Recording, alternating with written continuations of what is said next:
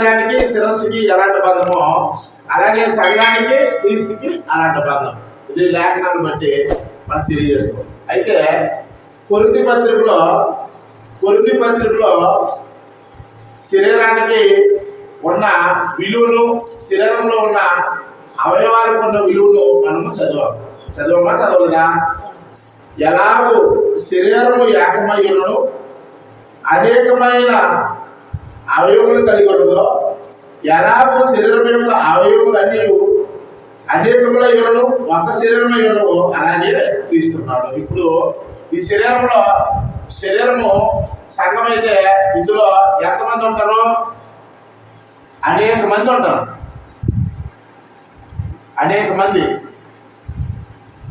అనేక మంది ఎలా ఉన్నారు? అనేక మంది ఎలా ఉన్నారంటే అవయవాలుగా ఉన్నారు.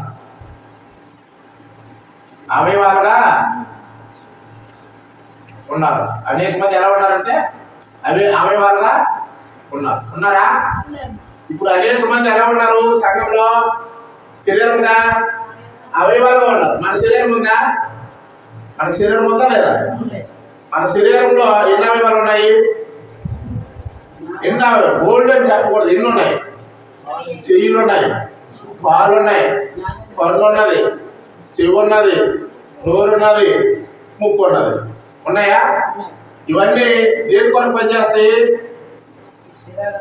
ఈ శరీరాన్ని పోషించడానికి పనిచేస్తాయి. ఈ శరీర క్షేమాభివృద్ధి కొరకు పనిచేస్తాయి. చేయాలి, అన్ని చేస్తాయి. ఇప్పుడు చెయ్యి ఉంది, చెయ్యి ఏం చేస్తుంది?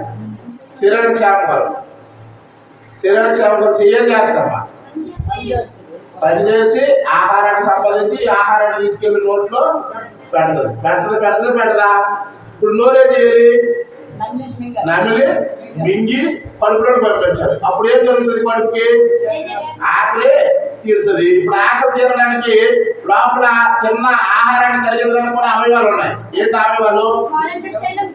జీర్ణ వ్యవస్థ ఉంటుంది. ఆ జీర్ణ వ్యవస్థ ఆహారాన్ని అరిగించి మళ్ళా ఏం చేయాలంటే ఆకలి పుట్టించాలి. అప్పుడు లోపల శరీరం ఏం జరుగుతుంది? శరీరానికి కావలసిన పదార్థాలు ఏంటంటే రసాయనాలన్నింటినీ కూడా లోపల విడుదల చేసి రక్త ప్రసరణ ఇవన్నీ కూడా క్షేమంగా చక్కగా జరుగుతాయి. అవునా కాదా? అప్పుడు ఏం జరుగుతుంది? శరీరానికి క్షేమం కలుగుతుంది. అవునా కాదా? ఇది వాస్తవమా కాదా? ఇది ప్రతిరోజు జరుగుతుందో జరగదా? ఇప్పుడు కష్టపడితే ఏమొస్తుంది? ఆహారం అంటే ఒక ఆహారం వస్తుంది. దానివల్ల పూలు వచ్చి ఆ పూలు వల్ల ఆహారం సమకూర్చుకొని ఆహారం తీసుకొస్తే అప్పుడు తిని ఈ కడుపులోకి వెళ్తే కడుపులో ఉన్న తిండి వల్ల ఆ జీర్ణ వ్యవస్థ పనిచేసి దాని ద్వారా రసాయనాలు విడుదలై ఆ రసాయనాల ద్వారా ఆ రక్త ప్రసరణ సరిగా జరిగి ఈ శరీరానికి అంతా కూడా క్షేమం కలుగుతుంది. అవునా కాదా? ఇది వాస్తవమా కాదా? అలా కాకుండా ఈ శరీరంతో ఆహారం సంపాదించిన తర్వాత నోట్లో పెడితే నోరు తిన్నానది అనుకో, నోరు నేను నువ్వు పెట్టు, నేను నమల్లో నేను మింగను అన్నది అనుకో, ఎందులోకి వెళ్తే ఆహారము కడుపులోకి వెళ్తుంది. కడుపులోకి వెళ్ళకపోతే అప్పుడు కడుపు ఏమవుతుంది? ఖాళీ అయిపోద్ది. ఖాళీ అయిపోవడం వల్ల లోపల ఏం జరుగుతుంది? బలహీనం అవుతుంది. బలహీనత వల్ల ఏమవుతుంది? ఈ చెయ్యి పడిపోతే, ఈ నోరు పడిపోతే రక్త ప్రసరణ సరిగా జరగదు. అప్పుడు ఏం కలుగుతుంది? శరీరానికి నష్టం కలుగుతుంది. శరీరానికి నష్టం కలిగితే శరీరంలో నుంచి ఏం పోతుంది? ప్రాణం పోతుంది. ప్రాణం పోతే ఆ శరీరంలో నుంచి ఏం పోతుంది?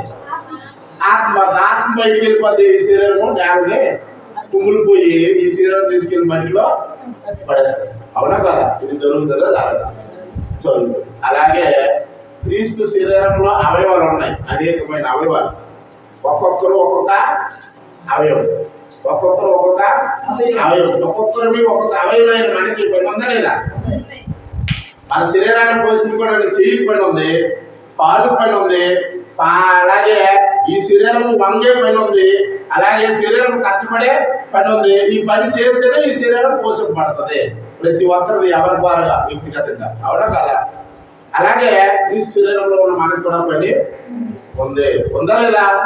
ఈ పని మనం ఎలా చేయాలి? ఎలా చేయాలి అంటే సంఘానికి క్షేమాభివృద్ధి కలిగించే విధానంలో మనము పని చేయాలి. పని చేయాలంటే మనం ఏం చేయాలి? ఏం చేయాలమ్మా? ఏం చేయాలో చూద్దాం. ఎపిసి పత్రిక 4వ అధ్యాయము మొదటి నుంచి చదువుదాం. కాబట్టి మీరు సమాధానమును బంధం చేత ఆత్మ కలిగించు ఐక్యమును కాపాడుకుని యందు శ్రద్ధ కలిగిన వారై ప్రేమతో ఒకరినొకడు సహించుచు మీరు పిలువబడిన పిలుపులకు తగినట్లుగా దీర్ఘశాంతముతో కూడిన సంపూర్ణ వినయముతో సాత్వికముతో నడుచుకోవాలని ప్రభువును బట్టి ఖైదీనైన నేను మిమ్మును బ్రతిమాలుకొనుచున్నాను అన్నాడు. ఇప్పుడు శిరస్సు క్రీస్తు, శరీరము సంఘము. సంఘంలో క్రీస్తు శరీరం అనే సంఘంలో అనేకమైన జాతుల వారు, అనేకమైన తెగల వారు, అనేకమైన మనస్తత్వాలు కలిగిన వారు, అనేకమైన ఆలోచన కలిగిన వారు సంఘంలోకి వస్తారా?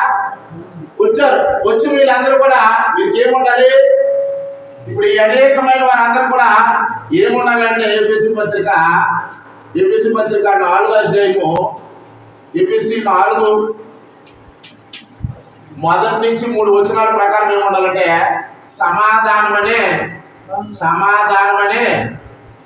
బంధం ఉండాలి. సమాధానమనే బంధం ఉండాలి.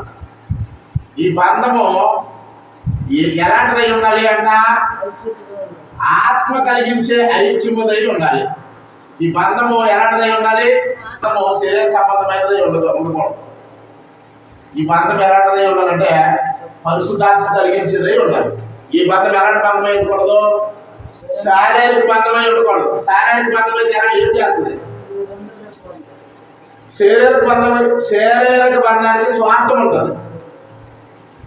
నా కొడుకని, నా కూతురని, నా భార్యని, నా తల్లిని, నా తండ్రిని, నా అన్నని, నా తమ్ముడని, ఇలాంటి స్వార్థం ఉంటుంది శారీరక బంధానికి.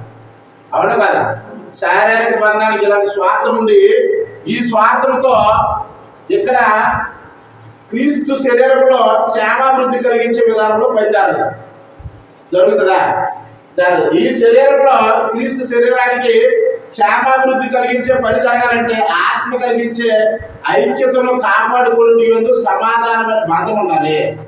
ఈ సమాధానమైన బంధం ఉంటే మన శరీరంలో ఉన్న అవయవానికి సమాధానం ఉంటుందా? ఉంటది. కన్నుకి, చెవికి, ముక్కుకి, నోరుకి, అవయవాలన్నింటిలో కూడా సమాధానమైన బంధం ఉంటేనే కరెక్ట్ గా పనిచేస్తాయి. ఈ కాలు ఎక్కడైనా నడుస్తూ వెళ్ళేటప్పుడు తన్నుకుంటే నొప్పి ఎక్కడ వస్తుంది? నొప్పి ఎక్కడ మెదడులోకి వచ్చి, ఆ మెదడులో నుంచి నోటికి వచ్చి, నోటిలో నుంచి కంటికి వచ్చి, నోరు అమ్మ అంటది, కంటిలో నుంచి నీరు పోవచ్చు. ఈ బంధం ఉందా లేదా శరీరానికి? ఈ బంధం ఉందా లేదా? అలాగే క్రీస్తు శరీరమైన అవయవాల్లో ఉన్న మన అందరూ కూడా బంధం ఉండాలి. ఆ బంధము ఎలా ఉండాలంటే మన అవయవాలు అయితే ఎలాగైతే ఈ శరీరాన్ని, మన శరీరాన్ని పోషించుకోవడానికి కష్టపడుతున్నాయో అలాంటి బంధము ఉండాలి. ఆ బంధం మళ్ళా ఏ బంధమై ఉండకూడదు? శరీరానుసారమైన బంధమై ఉండకూడదు. ఆత్మానుసారమైన బంధం ఉండి పరిశుద్ధాత్మ కలిగించే ఐక్యతను కాపాడుకునే శ్రద్ధ ఉండాలి. ఆ శ్రద్ధతో, ప్రేమతో ఒకరినొకరు సహించుకోవాలి, ఓర్చుకొని సహించుకుని దేవుని వాక్యాన్ని మన మిత్రులకి ప్రకటించాలి. ప్రకటించే తరుణంలో మనలో ఏముండకూడదు? స్వార్థం లోపం ఉండకూడదు. ఏముండకూడదమ్మా? లోపం ఉండకూడదు. లోపాలు అనుకో మనం చేసే వాక్యం పనిచేయదు, మనం చెప్పే వాక్యము ఫలించదు కాక దేవుడు ఏం చేస్తాడంటే స్వార్థముతో ఉన్న మనల్ని మన నోటి నుంచి వచ్చే వాక్యాన్ని ఆయన ప్రకటించొద్దని చెప్తాడా? చెప్పడా? ఎలా చెప్తాడు? ఎక్కడ చెప్తాడు? ఇప్పుడు ఇక్కడ సమాధానమైన బంధం మనలో ఉండాలని చెప్పాడు. సమాధాన బంధము అలాగే ఆత్మ కలిగించి ఐక్యత ఉండాలని చెప్పాడు. ఇలా ఉండాలని చెప్తున్న మనము అలాంటి దానికి వ్యతిరేకంగా క్రీస్తు సంఘంలో ఉన్న మనము క్రీస్తు శరీరానికి అవమానం తెచ్చే విధానంలో మనలో వ్యసనాలు ఉన్నాయి, మనలో దురలవాట్లు ఉన్నా, మనలో చెడ్డ లక్షణాలు ఉన్నా, మనలో జాగ్రత్తపు ఆలోచనలు ఉన్నా. జాగ్రత్తం అంటే ఏంటి? మీకు చాలాసార్లు చెప్పాను. జాగ్రత్తం అంటే ఏంటమ్మా? జాగ్రత్తం అంటే చూడండి, కొరింథీ పత్రిక 7వ అధ్యాయము, మొదటి కొరింథీ పత్రిక 7వ అధ్యాయం మొదటి నుంచి చదవండి. మీరు రాసిన వాటి విషయము స్త్రీని ముట్టకుండుట పురుషునికి మేలు, ఆయనను జాగ్రత్తము జరుగుతున్నందున ప్రతి వానికి స్వంత భార్య ఉండవలెను, ప్రతి స్త్రీకి స్వంత భర్త ఉండవలెను. ఏం జరుగుతున్నదనా? జాగ్రత్తములు జరుగుతున్నందున ప్రతి వానికి సొంత భార్య ఉండాలి, ప్రతి స్త్రీకి సొంత భర్త ఉండాలి. సంఘంలో ఉన్న ప్రతి ఒక్కరు కూడా ఇది చాలా జాగ్రత్తగా గమనించాలి. జాగ్రత్తము అంటే ఏంటంటే ఇదిగో ఒక స్త్రీ ఒక పురుషుడు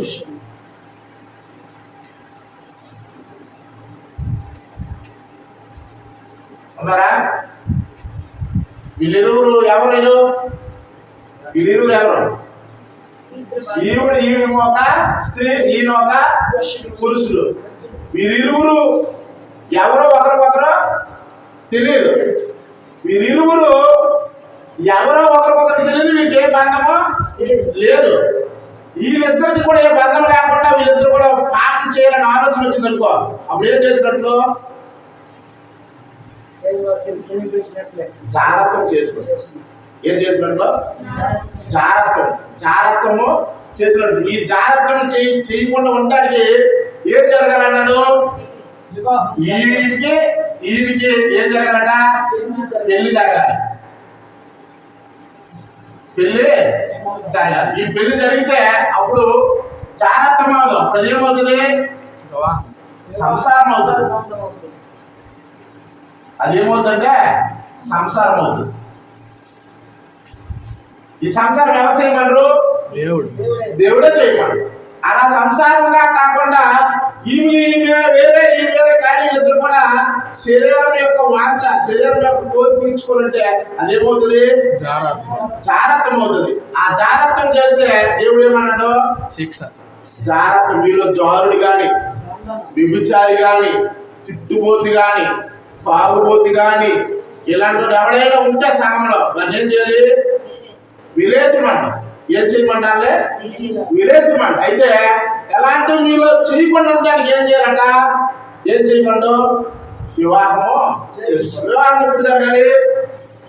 ఇప్పుడు వీళ్ళిద్దరు కూడా వివాహం చేయాలి. ఏముండాలి? ఈ స్త్రీకి మినిమం 18 నుంచి 25 సంవత్సరాలు ఉండాలి.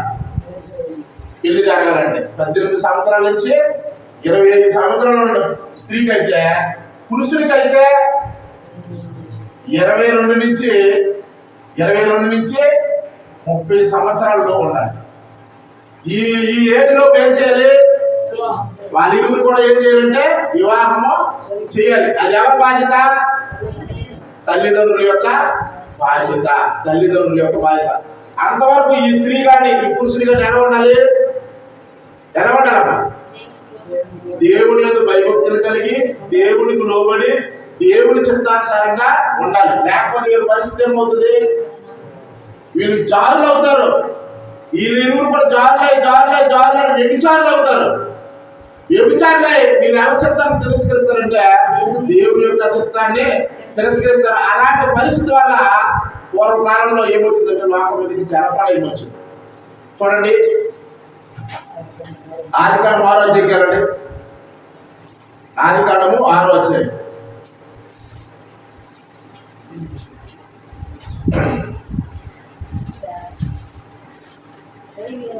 మొదటి వచనం చదవండి. ఆదికాండం 6వ అధ్యాయం మొదటి వచనం.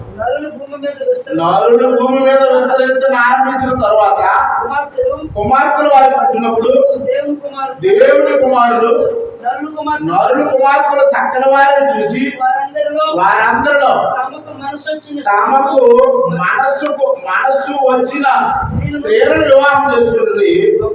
అప్పుడు యెహోవా నా ఆత్మ నరులతో నరులతో ఎల్లప్పుడూ వాదించదు. వారు తమ అంతరం విషయంలో నరమాత్రులై ఉన్నారు. ఆయనను వారి దినములు 180 ఏళ్ళలోనే. ఇప్పుడు ఇక్కడే జరిగిందట. ఏం జరిగింది? ఏది తగ్గింది, ఏది తగ్గడమో సరగనే. వాళ్ళు ఏం చేశారు? నరులకు పిల్లలు పుట్టారు.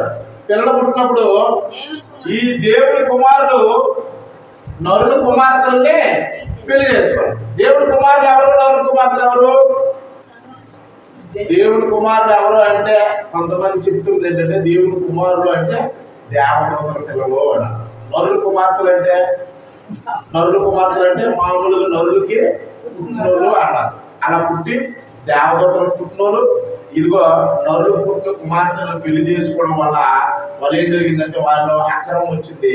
అక్రమం రావడం వల్ల వారి మీదకి దేవుని యొక్క శాపం వచ్చింది, ఒక్కరికి వచ్చిందని అబద్ధాన్ని నిజంగా బోధించిన వాళ్ళు చాలా మంది ఉన్నారు. కానీ ఇక్కడ దేవుని కుమారులు అంటే ఎవరు? దేవుని కుమారులు ఎవరు? దేవుని కుమారులు ఎవరు అంటే దేవుని కుమారులు ఎవరంటే దేవుని చిత్తానికి లోబడినోళ్ళు. దేవుని చిత్తానికి లోబడినోళ్ళే దేవుని కుమారులు. దేవుని చిత్తానికి లోబడినోళ్ళు ఎవరు? లోబడిన వారే దేవుని కుమారులు. లోబడిన వారే దేవుని కుమారులు. అవునా కదా? నరుల కుమార్తెలు అంటే ఎవరంటే దేవుని నరుల కుమార్తెలు. నరుల కుమార్తెలు ఎవరంటే నరుల కుమార్తెలు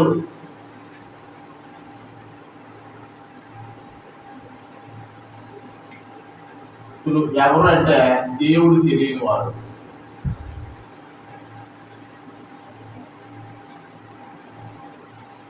ఇప్పుడు దేవుడు ఎరగని వీరి పిల్లలు, దేవుడిని ఎరిగిన వీరి పిల్లలు కలిసి పెళ్లి చేసుకోవడమే దేవుని కుమారులు దేవుని కుమార్తెలు కలవడం అన్నమాట. అలా జరగడం ఎవరికి ఇష్టం లేదు? దేవునికి ఇష్టం లేదు. అప్పుడు ఏం జరిగింది? చదవండి 6వ వచనం. తాను భూమి మీద చేసిన నరులను చేసినందుకు దేవుడు సంతాపడ్డాడు. ఏం చేశాడట? ఆయన బాధపడ్డాడు. ఏమని? ఆయన కోరికేంటి? దేవుని పిల్లలు ఒకటవ్వాలి. ఎవరవ్వాలి? దేవుని పిల్లలు ఒకటవ్వాలి. అప్పుడు ఏమవుతుంది? దేవుని పిల్లలు మళ్ళా దేవుని పిల్లల్ని కంటారు. ఆ దేవుని పిల్లలు మళ్ళీ ఏం చేస్తారు? దేవుని పిల్లలుగా వారి పుట్టిన పిల్లల్ని తయారు చేస్తారు. కానీ ఏం జరిగింది? దేవుణ్ణి ఎరిగిన వారు దేవుణ్ణి ఎరగని వారితో పోయే పరిస్థితులు వచ్చాయి. దేవుణ్ణి ఎరిగిన వారు ఎలా ఉంటారు? దేవుని ఎరిగిన కుటుంబాలు ఎలా ఉంటాయి? దేవుని యొక్క భయభక్తిని కలిగి ఉంటాయి. దేవుని యొక్క భయభక్తిని కలిగి దేవుని యొక్క ఉద్దేశానుసారంగా బ్రతికే పరిస్థితులు ఉంటాయి. అలాంటి పరిస్థితులు బట్టి దేవుడిని ప్రేమించే జనాన్ని అభివృద్ధి అవుతుంది. అలా కాకుండా దేవుని ఎరగని వారితో పోయే పరిస్థితులు వారి మనసుకు నచ్చింది. వీళ్ళు ఎవరు నిలవలేదు? ఈ నరుల కుమారులట నరుల కుమార్తెలు చక్కగా ఉన్నారట. దేవుని కుమారులేమో ఆ చక్కగా ఉన్న కుమార్తెల దగ్గరికి వెళ్ళి వారికి నచ్చినట్టు వివాహం చేసుకుంటారట. ఎవరికి విలువలేదు? ముందు తల్లిదండ్రులకు విలువాలి. ఎవరికి విలువలేదు? తల్లిదండ్రులు విలువిస్తే తల్లిదండ్రులు ఎవరిని చేస్తారు? వాళ్ళకి సమయం వచ్చింది, వాళ్ళకి ఏది వచ్చింది అంతే ఉండాలి. అమ్మాయి అయితే 18 నుంచి 25 సంవత్సరాలు రావాలి. అబ్బాయి అయితే 22 సంవత్సరాల నుంచి 30 సంవత్సరాల మధ్యలో తల్లిదండ్రుల దగ్గరికి వెళ్ళి, అమ్మా నాన్న నాకు వయసు వచ్చింది, నేను ఇంకా నా వయసుని నేను తట్టుకోలేకపోతాను, నేనేమో నాకు కోరికలు కలుగుతాయి, రకరకాలైన కోరికలు. భయం లేకుండా చెప్పాలి పిల్లలు ఎవరైనా సరే. ఎవరి దగ్గరికి వెళ్ళి ఇప్పుడు చెప్పాలి? వయసు రావాలి. ఆడపిల్లకి అయితే 18 సంవత్సరాల నుంచి 22 సంవత్సరాలు రావాలి. అబ్బాయికి అయితే 22 సంవత్సరాల నుంచి 30 సంవత్సరాల మధ్యలో ఈ వయసు వచ్చినంత వరకు వాళ్ళు జాగ్రత్తగా ఉండాలి. వాళ్ళు కోరికలు వచ్చినా ఏవొచ్చినా ఆ కోరికలను అదుపు చేసుకోవడానికి దేవుని దగ్గరికి వెళ్ళాలి, ప్రార్థన చేయాలి, దేవుని దగ్గరికి వెళ్ళి ప్రార్థన చేసి వాటిని అదుపు చేసుకొని ఏం చేయాలంటే తల్లిదండ్రుల దగ్గరికి వయసు వచ్చినంత వరకు వెయిట్ చేసి ఆ వయసులో తల్లిదండ్రుల దగ్గరికి వెళ్ళి పిల్లలు ఏం చెప్పాలంటే భయపడకూడదు. ఇప్పుడు వయసు వచ్చిన తర్వాత భయపడకూడదు, ఇంకెవ్వరికి చెప్పకూడదు, ఏ స్నేహితుడికి చెప్పకూడదు, ఏ స్నేహితురాలకి చెప్పకూడదు. తల్లిదండ్రుల దగ్గరికి వాళ్ళు వచ్చి చెప్పాలి. ఎవరు చెప్పాలి? పిల్లలు, నాన్న అమ్మ నాకు వయసు వచ్చింది, నాకు పెళ్లి చేయండి అని అబ్బాయి అయినా అమ్మాయి అయినా వచ్చి చెప్తే అప్పుడు వాళ్ళు ఏం చేస్తారు? వాళ్ళ తాహతకు మించినా సరే, వాళ్ళ కష్టమైనా సరే, వాళ్ళ తలముకొనైనా సరే, వాళ్ళు ఏ బాధపడైనా సరే వాళ్ళకు తగిన అమ్మాయిని లేదా తగిన అబ్బాయిని చూసి ఏం చేస్తారు? తల్లిదండ్రులు ఏం చేస్తారమ్మా? పెళ్లి చేస్తారు. ఎవరు చూస్తారు? వీళ్ళు దేవుని పిల్లలు అయితే దేవుని కుమారుల్లో ఉన్న దేవుని పిల్లలు వీలైతే వీళ్ళు కూడా దేవుని పిల్లల్లో ఉన్న పిల్లల్ని వెతికి చూసి అమ్మాయికి కానీ అబ్బాయికి కానీ సరిపోయిన జోడు ఉందా లేదని చూసి తల్లిదండ్రులు ఏమో వాళ్ళ సేవకులు చెప్పి లేదా వాళ్ళకు తెలిసిన కుటుంబాలు చెప్పి చక్కనైన జంటల్ని చేస్తారు. తీరా చేసినప్పుడు అప్పుడు ఏమవుతారు? వీళ్ళందరూ కూడా అప్పుడు ఏమవుతారంటే కుటుంబం అవుతారు. ఆ కుటుంబం క్రీస్తు శరీరంలో అవయవాలు అవుతాయి. అవరా? అప్పుడు ఆ అవయవాలు ఏం చేస్తాయి? ఆ అవయవాలు శిరస్సుని అంటే క్రీస్తుని హత్తుకొని దేవుడి చిత్తానికి లోబడి పనిచేస్తే అప్పుడు భూమి మీద ఏమవుతుందంటే సమాధాన బంధం కలిగిన కుటుంబాలు అభివృద్ధి అవుతాయి. సమాధానం అనే బంధాన్ని ఎరిగిన కుటుంబాలు అభివృద్ధి అవుతాయి. సమాధానం అనే బంధంలో పరిశుద్ధాత్మ కలిగించే ఐక్యతను కాపాడుకునే కుటుంబాలు అభివృద్ధి అవుతాయి. అటువంటి కుటుంబాలు భూమి మీద ఉన్నాయా ఇప్పుడంటే? లేవు. అటువంటి కుటుంబాలు చాలా తక్కువ. తల్లిదండ్రులు అంటే భయం లేదు, తల్లిదండ్రులు అంటే విధేయత లేదు, అసలు దేవుడు అంటే ఎవరో తెలియదు. రకరకాలైన వేషధారణతో, రకరకాలైన ఉద్దేశాలతో, రకరకాలైన ఆలోచనలతో, దురుద్దేశాలతో శరీరాలను పాడు చేసుకుని, కుటుంబాలను పాడు చేసుకుని, తల్లిదండ్రుల యొక్క గుండెలు పగిలిపోయే పరిస్థితులు తీసుకొచ్చిన కుటుంబాలు చాలా ఉన్నాయి. అటువంటి కుటుంబాలు దేవుని ఎరిగిన కుటుంబాల్లో కూడా తయారవడం అనేది చాలా బాధాకరం. అసలు బ్రతికుండి కూడా చచ్చిపోయిన పరిస్థితులు అలాంటి పరిస్థితులు ఎదురవుతున్న పరిస్థితుల్లో ఇప్పుడు దేవుడు మరొకసారి మనకు తెలియజేస్తాడంటే ఏం చేయాలి? మనుషులు ఏం చేయాలమ్మా? మార్చుకోవాలి, మారు మనసు తెచ్చుకోవాలి. ఇప్పుడు ఇలాంటి జాగ్రత్తలు చేసిన కొంతమంది అయితే, కొంతమంది ఎలాంటి వాళ్ళు ఉన్నారంటే వ్యసనాలు చేసిన వాళ్ళు ఉన్నారా లేదా? రకరకాలైన వ్యసనాలు, త్రాగుడు వ్యసనం అయితే, చుట్ల కాంతల వ్యసనం అయితే, లేకపోతే వీడికి తాగడం వ్యసనం అయితే, లేకపోతే బూతులు మాట్లాడేది ఒక వ్యసనం అయిపోతే, లేదా పేకాటతో చాలా కుటుంబాలు పాడైపోయాయి. తెలుసో తెలీదు. ఒకప్పుడు పేకాట అంటే ఒక గుంపుగా కూడుకుని ఆడుకునేవారు. ఇప్పుడు పేకాట అంటే ఎలా ఉందో తెలుసా? మొబైల్లోనే, ఇంట్లో నీ చేతిలో ఫోన్ ఉంటే చాలు, నీ ఫోన్లో నీ అకౌంట్లో డబ్బులుంటే చాలు, నువ్వు ఫోన్ చూసుకొని పేకాట ఆడుకోవచ్చు. అలాగ లక్షలు తగలేసుకొని వారి కుటుంబాలను పాడు చేసుకున్నారు. ఇంట్లో సమాధానం లేక, భార్య అంటే భర్తకు పడక, భర్త అంటే భార్యకు పడక కుటుంబాలు పాడైపోయినట్టు చాలా ఉన్నారు. ఇలాంటి పరిస్థితులన్నీ రావడానికి కారణం ఏంటంటే దేవునికి వ్యక్తులు చోటు ఇవ్వకపోవడమే, దేవుని వాక్యానికి హృదయంలో చోటు ఇవ్వకపోవడమే. ఇంకొక కారణం ఏంటో తెలుసా? చూడండి, ప్రసంగ గ్రంథం 8:11 వచనం. ప్రసంగ గ్రంథం 8:11 వచనం. ప్రసంగి గ్రంథము 8:11 వచనం.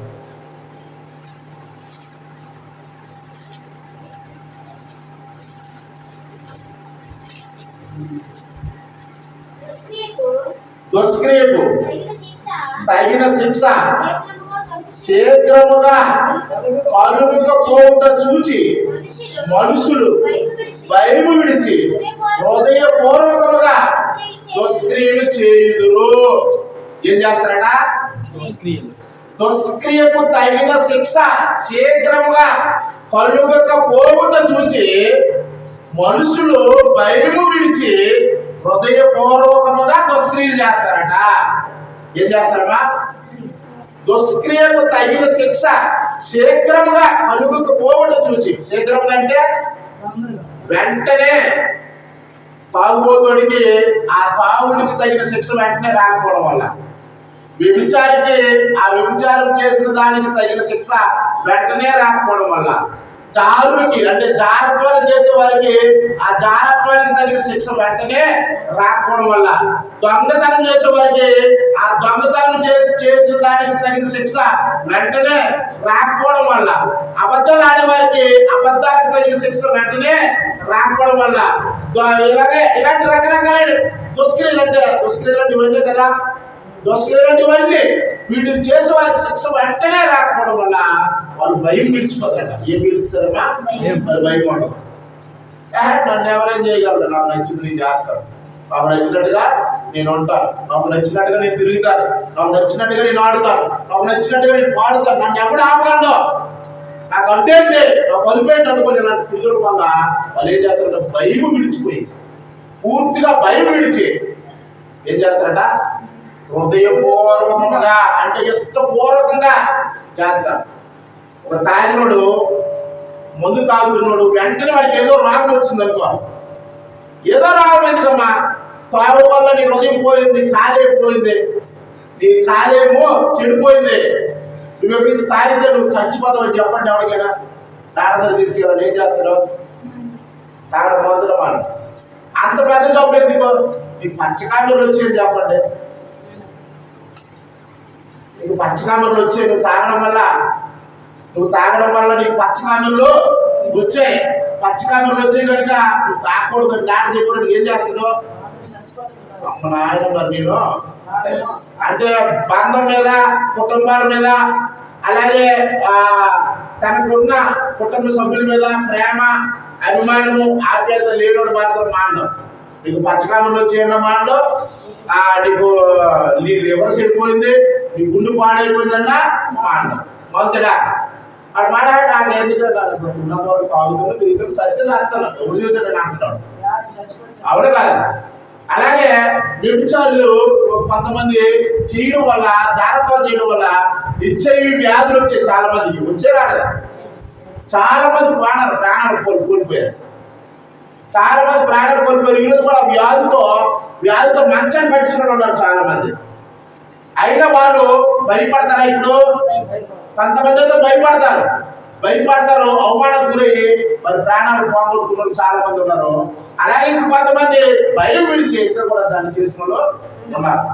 ఇప్పుడు కూడా యవనస్తులైన వాళ్ళు ఇలాంటి పనులు చేసి ఖచ్చితంగా వారికి కూడా వస్తాయి, శీఘ్రంగా కలగకపోవచ్చు కానీ ఖచ్చితంగా వస్తాయి. అయితే ఏం చేసిన దేవుడు ఏం చెప్పుడంటే, ఇలాంటి వాళ్ళు లోకంలో ఉన్నారు, ఇలాంటి వాళ్ళకి భయం రావాలి అంటే వాళ్ళు ఏం చేయాలమ్మా? ఈరోజు దేవుడు నాకే చెప్తున్నాడు అని చెప్పేసి మారు మనసు పొందాలి. ఇప్పుడు ఇలాంటి వాళ్ళు మారిపోవడానికి కారణం ఏంటంటే వాళ్ళకి వెంటనే శిక్ష రాకపోవడం వల్ల మారుతారు దేవుడు చెప్పాడు. అయితే దేవుడు మళ్ళా ఏం చెప్పాడంటే, చూడండి రామపత్రిక 2వ అధ్యాయము 5వ వచనం చదవండి. రామపత్రిక 2వ అధ్యాయము 5వ వచనం. నీ కాఠిన్యమును మార్పు పొందని నీ హృదయమును అనుసరించి ఉగ్రత దినమునందు అనగా దేవుని న్యాయమైన తీర్పు బయలుపరచబడుతున్న నీకు నీవే అంటే ఇలా చేసిన వాళ్ళందరూ కూడా భయం విడిచి చేసిన వాళ్ళందరూ కూడా దేవుని యొక్క తీర్పు ఉందని, దేవుని యొక్క ఉగ్రత ఉందని మర్చిపోయి పనిచేస్తాడు. అవును కాదమ్మా? అవును కాదా? దేవుని యొక్క తీర్పు ఉంది, నీ హృదయం కఠినమైపోయింది, నీ మనసు కఠినమైపోయింది. వెంటనే రాలేదు కదా శిక్ష, వెంటనే రాలేదు కదా నాకు ఏ బాధ, వెంటనే రాలేదు కదా నాకు ఏ వ్యాధి. అందుకని నీ హృదయం కఠినమైపోయింది. నీ శరీరానికి వ్యాధి రాకపోవచ్చు, నీ శరీరానికి శిక్ష రాకపోవచ్చు, కానీ నీ ఆత్మకు శిక్ష ఉందని దేవుడు చెప్తున్నాడు. ఏం చెప్తున్నాడు? నీ కాఠిన్యమును మార్పు పొందని నీ హృదయమును అనుసరించి ఉగ్రత దినమందు అనగా దేవుని న్యాయమైన తీర్పు బయలుపరచబడు దినమందు నీకు నీవే ఉగ్రతను సమకూర్చుకుంటున్నావు. జాగ్రత్త. నువ్వు చేస్తున్న పని వల్ల నీకే నాశనం, నువ్వు చేస్తున్న వ్యసనాల వల్ల నీకే నాశనం. భూమి కుటుంబం కానీ, తల్లిదండ్రులు కానీ, లేదా అన్నదమ్ములు కానీ, లేదా అక్క చెల్లెలు కానీ, లేదా బంధువులు కానీ నువ్వు చేస్తున్న చెడ్డ పనులు బట్టి, నువ్వు చేస్తున్న చెడ్డ క్రియలు బట్టి కొంతకాలం బాధపడతారు. కానీ ఆ బాధ వల్ల వారికే శిక్ష రాదు. నువ్వు చేస్తున్న పనులు బట్టి నీకే శిక్ష అని గుర్తించుకో. నువ్వు ఇదిగో క్రీస్తు శరీరంలో అవయవం అని గుర్తించుకో. సంఘంలో ఉన్న వారి లోపల ఎవరు ఉంటే ఇదిగో నేను క్రీస్తు శరీరంలో అవయవాన్ని, క్రీస్తు శరీరంలో అవయవమైన నాకు ఈ గుణాలు ఉంటే నేను ఆ శరీరానికి ఆది ఇచ్చేవాడిని అవుతాను అని గుర్తించుకో. మన శరీరంలో అవయవానికి ఏదైనా లోపం ఉంటే శరీరం కథలకు బాధ కాదా? వాక్యము మన హృదయంలోకి వెళ్ళేటప్పుడు సాతాను రకరకాల నాటకాలు పరుస్తాడు. ఆ నాటకాలు జయించి దేవుని వాక్యం మనం తీసుకోవాలి. ఎందుకంటే మనం ఎవరిని క్రీస్తు యొక్క శరీరంలో అవయవాలు, మనకి క్రీస్తుకున్న బంధం ఎలాంటిది? శరీరానికి శిరస్సుకి ఉన్న బంధం.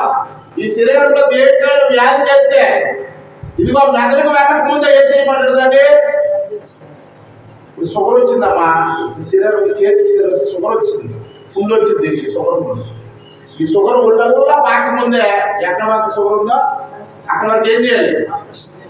ముక్క తీసాడు, నరికియాలి. లేకపోతే ఆ షుగర్ ఏమవుతుంది? వాడేది. ఇప్పుడు సంఘంలో ఉన్న వారికి ఎవరు లోపాలు ఉన్నాయి, ఆ లోపం ఏం చేయాలి? సరి చేసుకోవాలి. సరి చేసుకోకపోతే సంఘం అంతా అవమానం పాలవుతుంది, క్రీస్తు నామానికి అవమానం పాలవుతుంది. అందుకే దేవుడు ఏం చెప్పాడంటే, భగవాన్ నువ్వు మానవ అనుకో, ఇది దిద్దుబాటు అసహాయం అనుకో. ఏం చెప్పాడు? ఆయన మాట చివరిగా చూసుకుని మనం చూసుకున్నాం.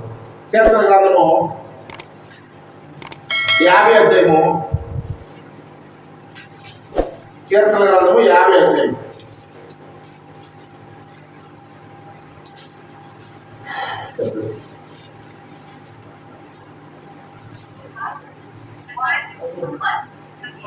చదవండి.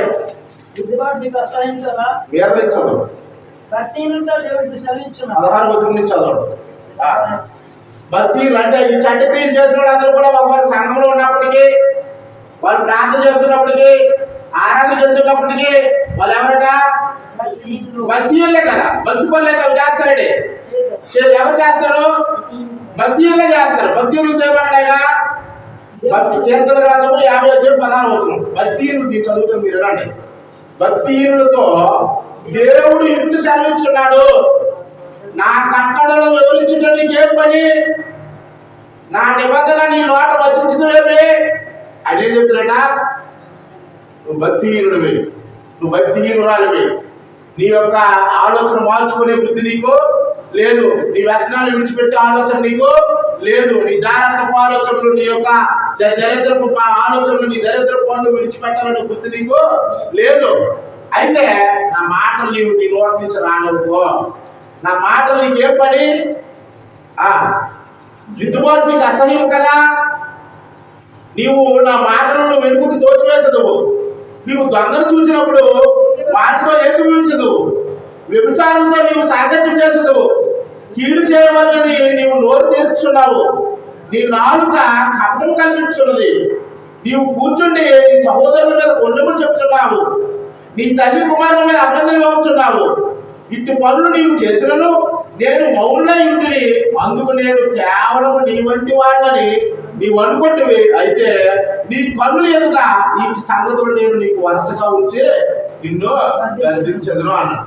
ఇప్పుడు ఒకసారి ఏమైనా అందరూ కూడా నా మొఖం చూడండి. అందరూ నా వైపు చూడండి.